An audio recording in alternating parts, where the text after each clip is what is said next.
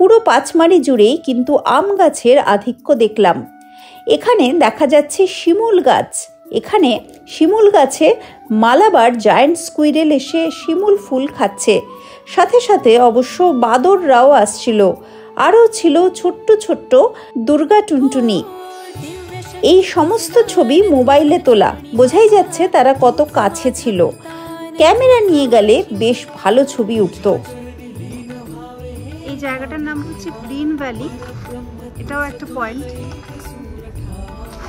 এটার বৈশিষ্ট্য হচ্ছে যে এখানে দাঁড়ালে সব কিছু গ্রিন দেখা যায়, পুরো ভ্যালিটা দেখা যাবে এখান থেকে। সেটা আর কি প্রচণ্ড গ্রিন, পুরো জঙ্গলের মধ্যে দিয়ে।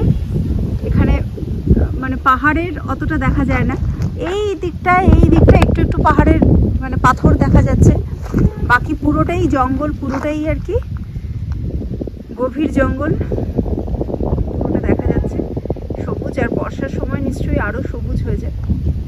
এটাও খুব সুন্দর জায়গাটা লাগছে। প্রিয়দর্শনী যে ভিউ পয়েন্টটা, যেটা বেশ কিছুটা সিঁড়ি ছিল বলে আমি উঠিনি ওই জায়গাটা, তো ড্রাইভার দাদা বলেছিলেন যে ফেরার সময় একটা ভিউ পয়েন্ট দেখাবো, সেখান থেকে প্রিয়দর্শনীর এই জায়গাটা দেখা যায়। সেটা হচ্ছে পেছনে এই ভিউ পয়েন্টটা।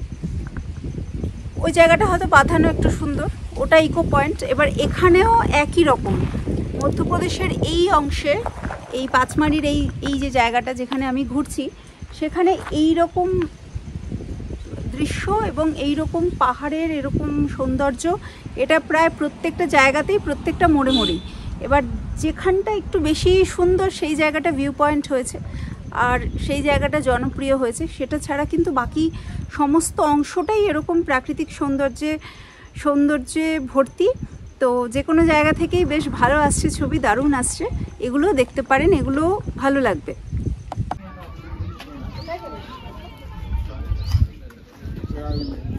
রাজেন্দ্রগিরি উদ্যান, এটা একটা সাজানো বাগান। এই জায়গাটা টোটালটাই আর কি বাগান এরিয়া। তো এখানে এলাম, এটাও একটা সাইট সিইং পয়েন্ট। এবার রাজেন্দ্রগিরি প্রাক্তন রাষ্ট্রপতি ডক্টর রাজেন্দ্র প্রসাদের নামে তার একটা মূর্তিও রয়েছে, তার নামে এই বাগান। এবার এখানেও যথারীতি প্রচুর পাখির ডাক কানে আসছে, কিন্তু আমি ওই যে আনফর্চুনেটলি আজকেই আমি ক্যামেরা আনিনি। আমি ভাবলাম আর কি এমন বার্ডিং হবে এখানে, তো যাই হোক ভুল হয়ে গেছে। তবে ভালো, বেশ বাগানটা ঘুরে একটুখানি দেখে নিই।